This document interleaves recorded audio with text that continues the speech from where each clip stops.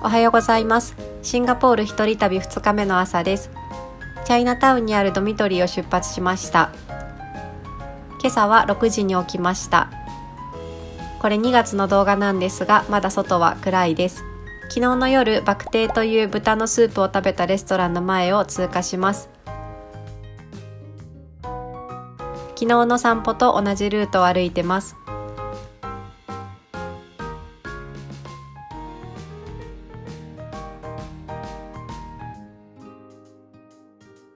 今日は平日なので土日だと混雑しそうな場所に優先的に行ってみます。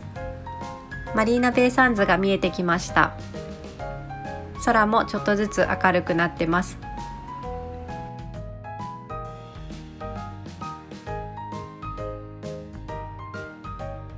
昨日の夜は観光客も多くて賑やかだったこの場所も朝7時前だとこんな感じです。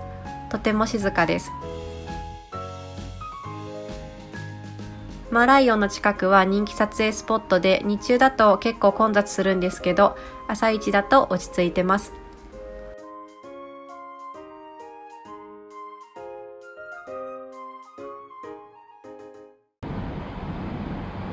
昨日の夜の散歩はここまでだったんですが、今日はこれからマリーナベイサンズの方に歩きます。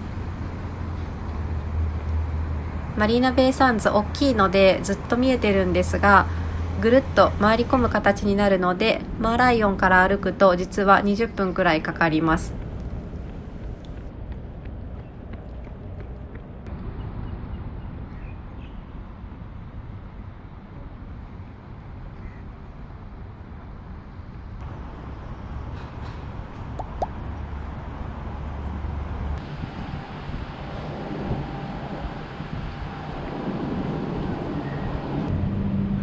左側に見えてきた建物が巨大ショッピングモールです。グルメやカジノも楽しめます。モールの中に入ってみます。まだ時間が早いのでお店は開いてません。後でランチを食べに戻ってくる予定です。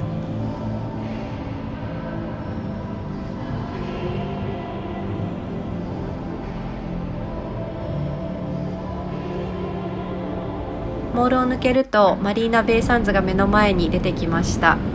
真下から見ると結構迫力があります。今私はガーデンズバイザベイという場所に向かってます。後から分かったんですが、モールからガーデンズバイザベイに行くときは上を通っている通路を使えば実は直通で行けました。私みたいに一度外に出てきてしまった場合は、マリーナベイサンズの外にあるエレベーターで上がって通路に合流するといいです。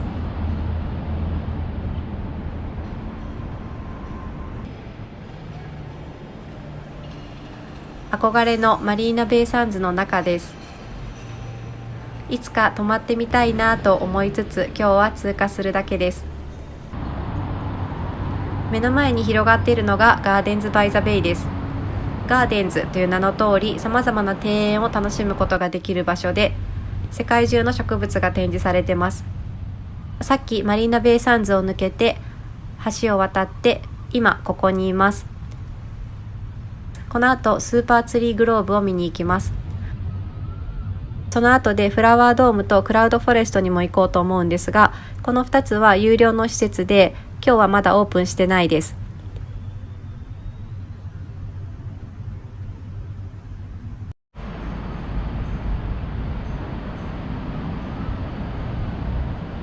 スーパーツリーグローブです。これシンガポールに来たら絶対見てみたかったものの一つです。他で見ることがない独特なデザインで面白いなと思います。完全に人工物でできているのかと思ってたんですけど、近づいてみると幹の部分は植物に覆われてます。ツリーの間を結んでるあの通路は有料ですが歩くことができます。早朝なのでメンテナンス用の重機が置いてありました。そう、このガーデンズバイザベイなんですけど、全体的にすごくよくお手入れされている印象です。だからこそなんですけど、それぞれのエリア、月に1回ぐらいのペースでメンテナンス日、つまりお休みの日があります。なので絶対行きたい施設がある場合は公式サイトで確認すると確実です。9時になったので屋内の展示を見に行きます。チケットは現地でも購入できますが、事前にオンラインで買うこともできます。まずはフラワードームです。世界各国の植物がエリアを分けて展示されてます。室内は25度くらいに設定されてて、屋外よりも涼しいです。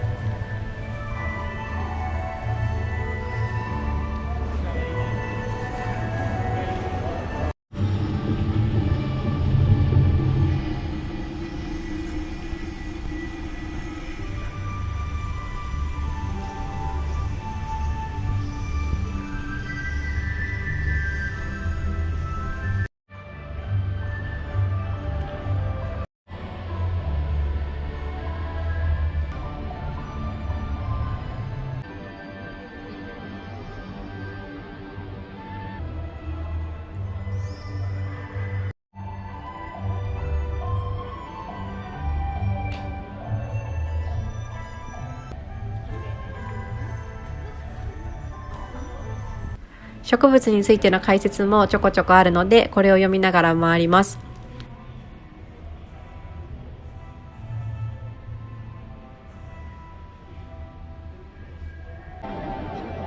このサボテンは石のように見せて身を守っているそうです。個人的にはサボテンとバオバブのエリアが好きすぎて、ここに30分くらいいました。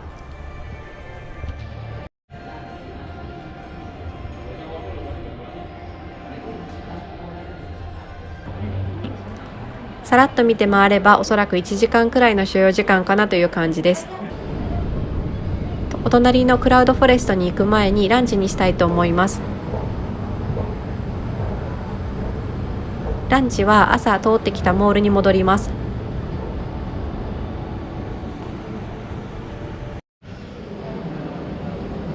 モールの地下2階にあるラサプーラマスターズというフードコートに行きます。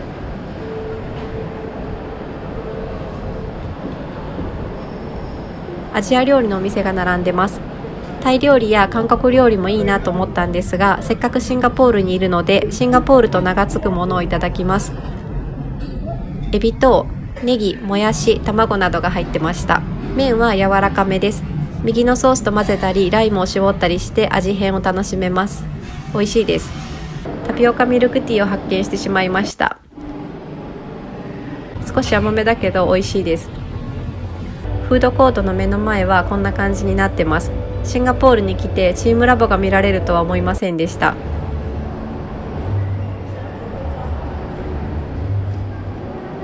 このモールとにかく巨大です。ショップの間を運河が通ってます。最初ベネチア風にしているのかなと思ったんですが、あの小舟は中国や東南アジアで使われるサンパンというものらしいです。このサンパンには乗ることができて、館内をぐるっと回ることができます。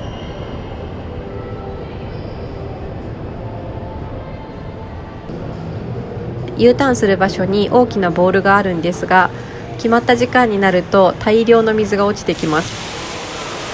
これ水を使ったアートなんですよ。私は事前に時間を調べてこれ合わせて行ってるんですけど、たまたま居合わせた人たちは結構びっくりしてました。それぐらいすごい音です。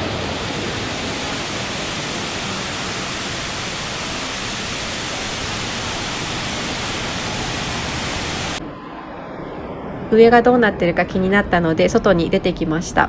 水が落ちる時間は15分間くらいあるので、さっきいた地下2階から1階に移動する時間はあります。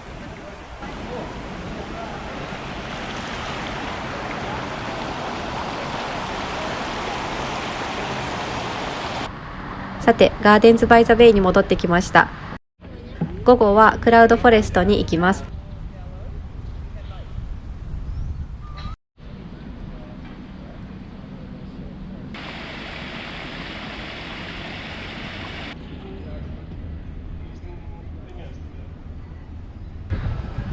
これからクラウドフォレストに行きます。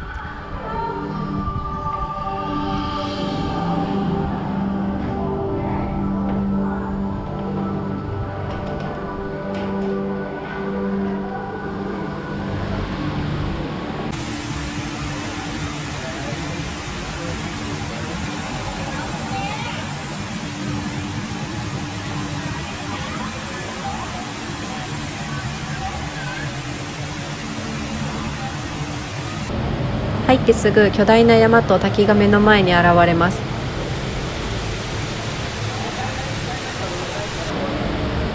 この滝、高さ40メートルくらいあるらしいです。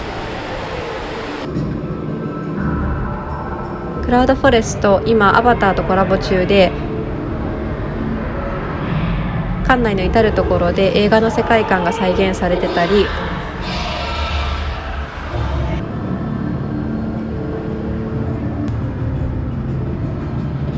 アバターにちなんだ体験型のアクティビティがあったりします。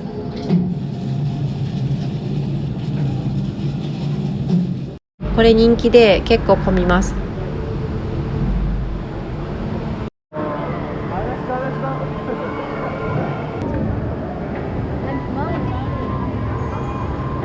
エレベーターで7階に登ってきました。7階はロストワールドと呼ばれるエリアで、食虫植物とか見ることができます。遊歩道を歩いて下の階に移動します。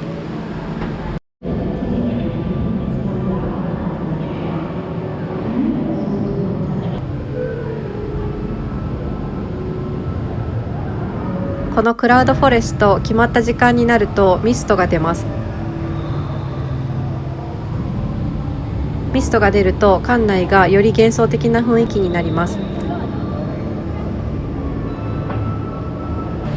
5階では滝を上から見ることができます。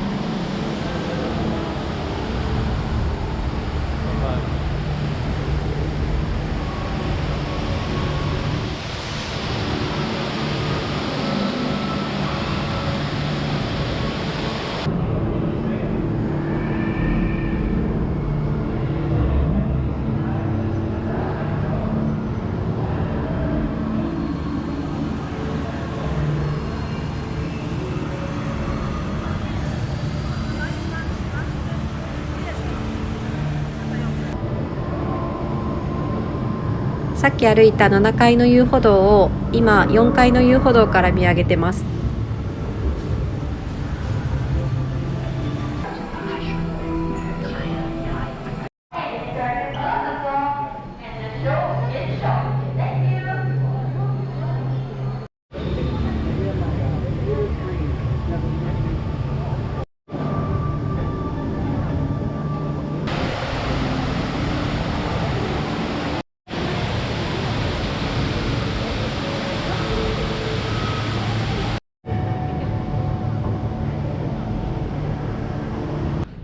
外に出るといつの間にか雨が降ってたみたいです。これから朝行ったスーパーツリーグローブに行ってショーを楽しみます。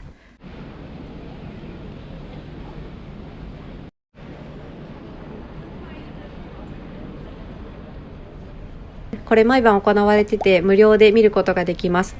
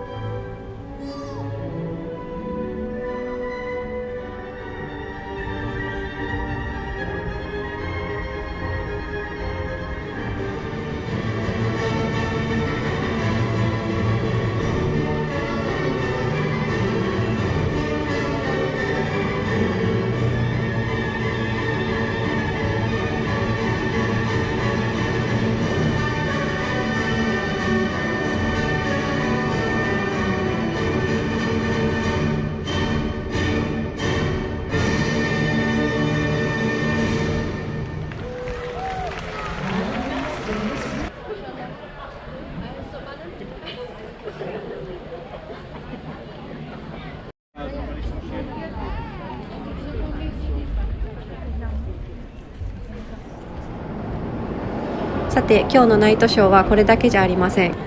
マリーナベイサンズのスペクトラというショーを見るためにモールの中を通過してモールのすぐ前にやってきました。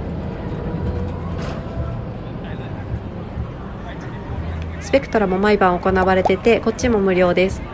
さっきスーパーツリーグローブのショーを7時45分に見たんですが、8時のショーの開始時間には間に合いません。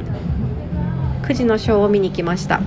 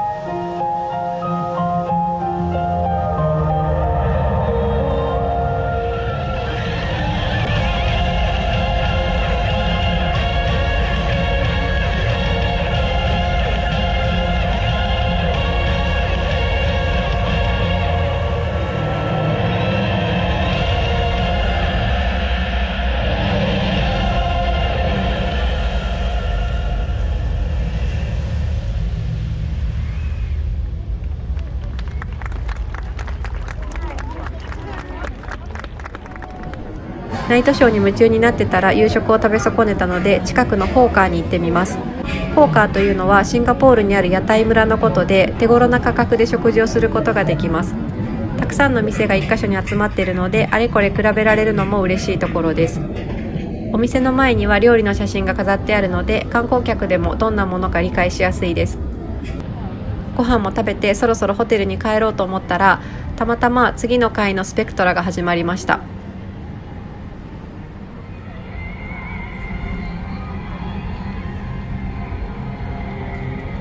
シンガポール2日目は早朝から夜遅くまでずっとこの辺りにいました。ナイトショーが2カ所で行われるので、両方見れるように開始時間を気にしながら計画を立てました。明日は動物園とナイトサファリに行きます。